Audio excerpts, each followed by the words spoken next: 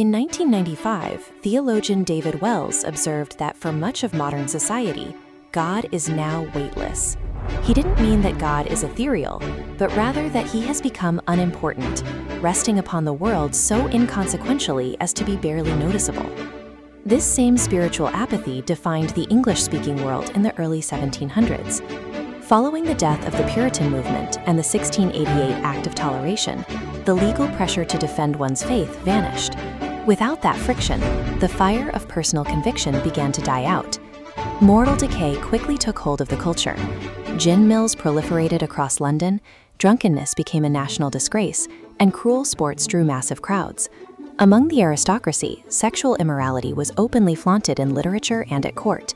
In the American colonies, a surge in trade brought new comforts and distractions. This prosperity fostered a deep materialism, creating a spiritual slumber, where the holiness of God carried no weight in the public or private square. The institutional church attempted to manage this decline through bureaucratic compromise. They introduced the halfway covenant, a policy allowing unconverted adults to baptize their children as long as they maintained an outward appearance of morality and agreed with church doctrine. While this kept the pews full, it systematically filled the church, and eventually the leadership, with people who possessed no personal experience of transformative faith. The revivalist Gilbert Tennant looked at these hollow institutions and saw a terminal condition. He described the era as one of dead men preaching to dead men, producing congregations that were spiritually lifeless. The church had traded the disruptive power of the gospel for a predictable, outward behavioral conformity. This religious formalism was further reinforced by Enlightenment deism. By portraying God as a distant clockmaker who left the world to run by natural laws, the popular philosophy of the day made the idea of a supernatural conversion seem irrational and suspicious.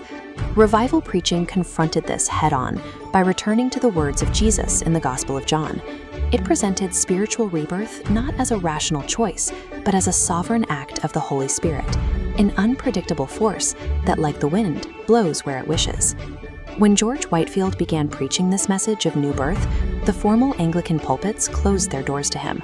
In response, Whitefield radically moved his ministry into the open air, traveling to the people instead of waiting for them to come to him.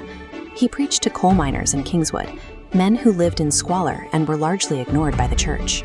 As they were moved by his words, Whitefield observed white gutters forming on their cheeks as tears streamed down faces stained with coal dust. The scale of his reach was staggering. Despite the lack of amplification, Whitefield could project his voice to 30,000 people at once, a figure Benjamin Franklin verified by personally measuring the radius of the preacher's voice during a sermon in Philadelphia.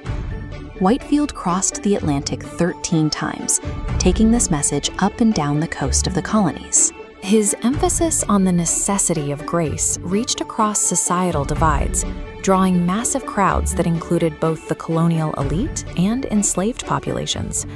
By taking the message directly to the fields and the streets, Whitefield bypassed a paralyzed church hierarchy and demonstrated that the hunger for spiritual reality existed far beyond the walls of the established parish. On July 8, 1741, Jonathan Edwards arrived in Enfield, Connecticut. The congregation there was known for being spiritually sluggish, unmoved by the reports of revival in neighboring towns, and largely indifferent to the service as it began. Edwards offered no theatrics to wake them. Being nearsighted, he stood motionless in the high pulpit, holding his manuscript close to his face and reading in a steady, calm voice. He chose a text from Deuteronomy, "Their foot shall slide in due time." It was a vivid warning that those who relied on their own outward morality were standing on a slippery precipice, unaware of how close they were to the edge. In his sermon, Sinners in the Hands of an Angry God, Edwards famously compared an unconverted person to a spider being held over a fire. He argued that it was nothing but the mere pleasure of a holy God that kept them from dropping into destruction at any moment. The effect was overwhelming. As Edwards read, the congregation began to moan and shriek. some were so terrified by the sudden realization of their condition that they reportedly gripped the pews and clung to the church pillars, afraid they were slipping into hell that very moment. The apathy of Enfield was shattered. Faced with the terrifying holiness of God, the listeners were driven to abandon their self-reliance and seek the mercies of Christ. This spiritual explosion divided the colonial church into two factions. The old lights stood for traditional institutional order, while the new lights embraced the revival's fervor. Charles Chauncey, a leading old light, criticized the awakening as irrational enthusiasm, dismissing the physical responses as a contagion undermining church decorum. Meanwhile, radical new lights like James Davenport gave the movement a bad name through their excesses, denouncing ministers and staging bonfires to burn worldly books. The awakening was now threatened by two extremes. It risked being smothered by cold formalism or discredited by chaotic fanaticism. Jonathan Edwards sought to provide a biblical path forward in his work, A Treatise Concerning Religious Affections. He argued that true faith is not proven by reciting creeds, nor is it proven by dramatic emotional outbursts or physical fainting.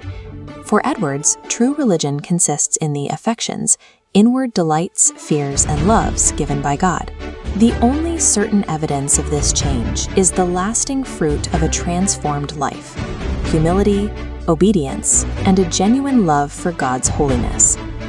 This insistence on a truly converted and educated leadership led to the founding of new colleges, like Princeton. These institutions were built to ensure that the fires of revival would be sustained by deep theological training. The First Great Awakening remains a challenge to the modern world. It forces us to ask if God is still weightless in our lives, or if we have felt the wind of the Spirit that alone can bring the dead to life.